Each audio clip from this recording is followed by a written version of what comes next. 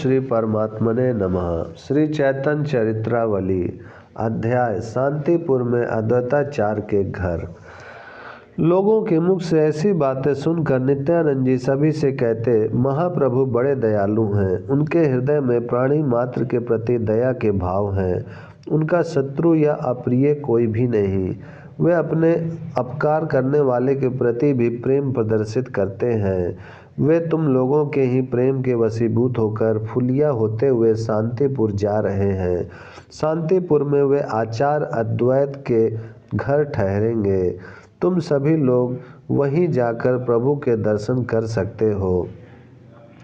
नित्यानंद जी के मुख से यह बात सुनकर कि प्रभु इस समय फुलिया में हैं, हरिदास के आश्रम में होंगे और वहां से शांतिपुर जाएंगे, बस इस बात के सुनते ही लोग फुलिया की ओर दौड़ने लगे। कोई तो नाव पर पार होने लगे, कोई अपनी ढोगी को आप ही खे कर ले जाने लगे, कोई घड़ों के द्वारा ही गंगा जी को पार करने लगे। बहुत से उतावले भक्तों ने तो नाव, ढोगी और घड़ों की भी परवाह नहीं की।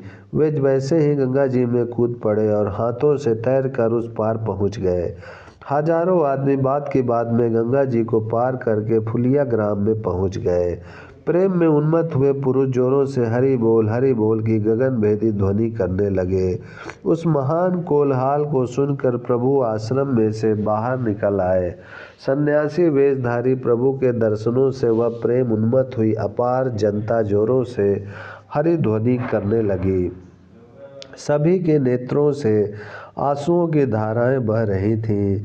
कोई तो प्रभु के मुड़े हुए सिर को और उनके गेरुए रंग के वस्त्रों को देखकर जोरों से हाँ प्रभु, हाँ हरि कहकर रुदन करने लगे।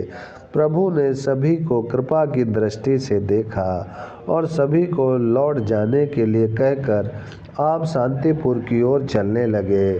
बहुत से भक्त उनके साथ ही साथ शांतिपुर को चले।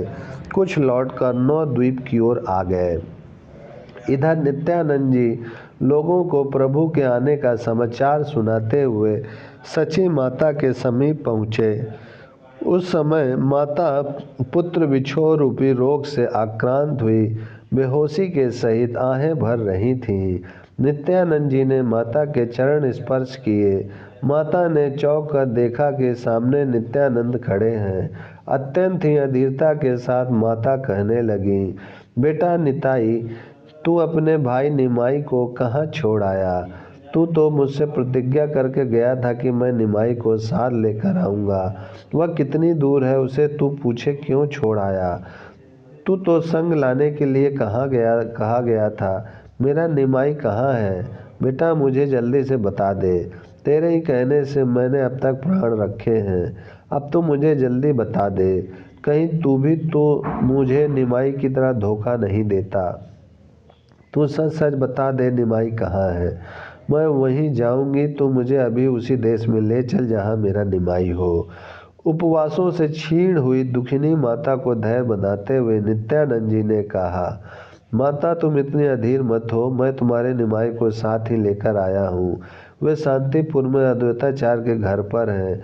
उन्होंने तुम्हें वहीं बुलाया है, मैं तुम्हें वहीं ले चलूँगा। निमाई शांतिपुर में है। इतना सुनते ही मानो माता के गए हुए प्राण फिर से शरीर में लौट आए। वह अधीर होकर कहने लगी, बेटा मुझे शांतिपुर ले चल। मैं जब तक निमाई को देख न लूँगी तब तक मुझे शांति न मिलेगी।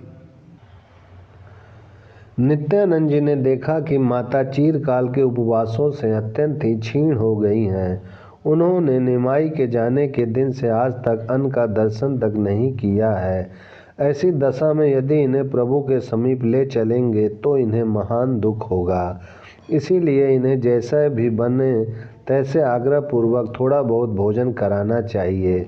यह सोचकर उन्होंने कहा, माता मैं तो भूख के मारे मरा जा रहा हूँ।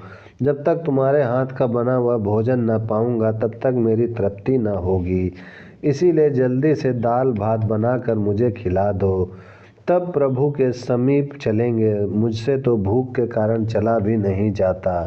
नित्यानंद जी की ऐसी बात सुनकर कुछ संकित चित्त से माता ने कहा, निताई तू मुझे छल तो नहीं कर रहा है?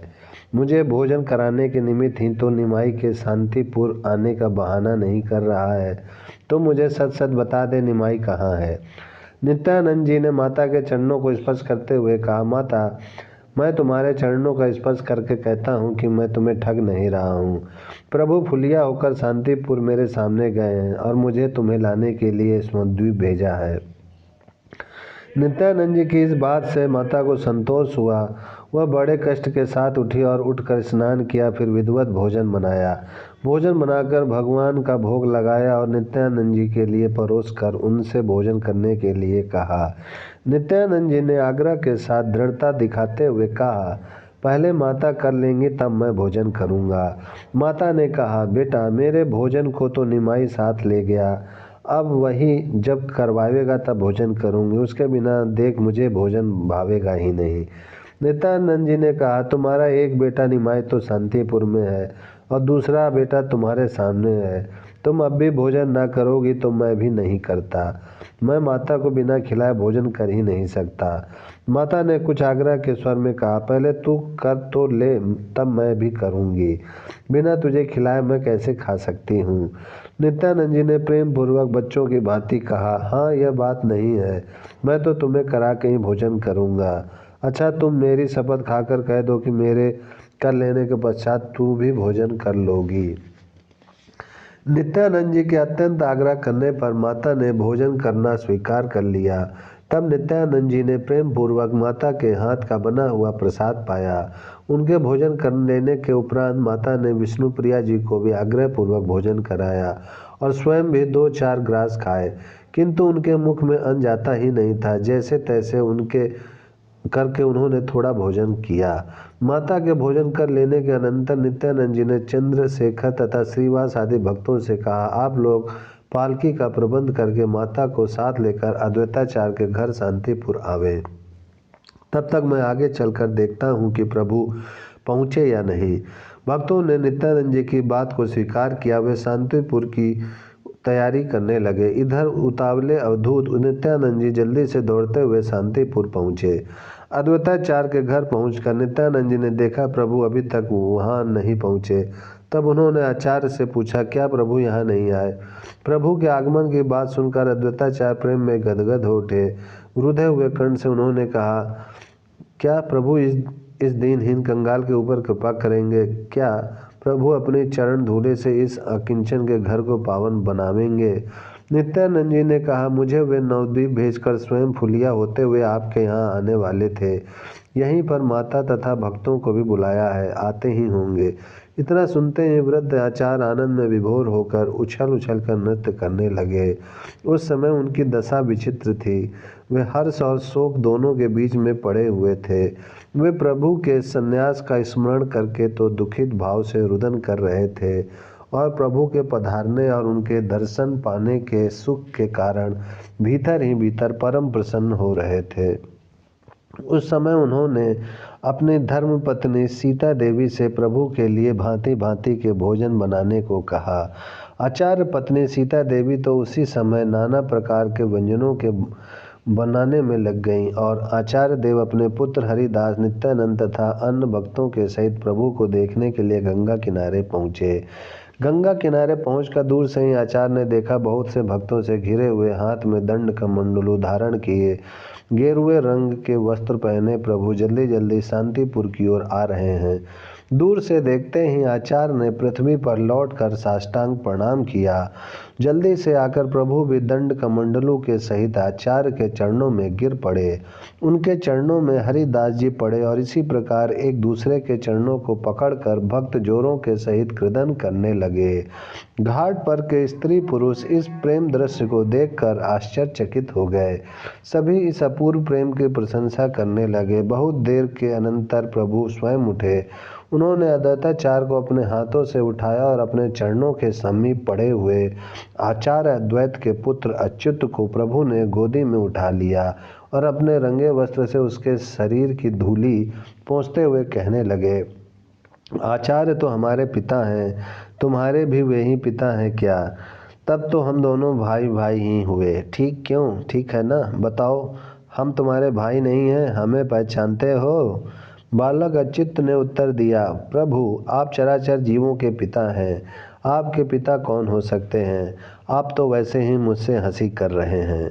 बालक के ऐसे अद्भुत उत्तर को सुनकर अद्वैताचार्य आदि सभी भक्त प्रसन्न होकर उस बालक की बुद्धि की सराहना करने लगे। प्रभु ने भी कई बार अच्युत के मुंह को चूमा और आप सभी भक्तों के सहित आचार्य के घर पहुँचे। घर पहुँचने पर आचार्य ने प्रभु के चरणों को धोया और अक्षत, धूप, दीप, नैवेद्य, चंदन, पुष्पमाला आदि पूजन की सामग्रियों से विधिवत उनकी पूजा की। फिर प्रभु के पादोदक का स्वयं पान किया, भक्तों को बांटा और अपने संपूर्ण घर में उसे छिड़का। प्रभु के पधारने के कारण आचार्य के आनंद का ठिकाना नहीं रहा। वे बार बार अपने सौभाग्य की सराहना करने लगे। ओम शांति शांति शांति।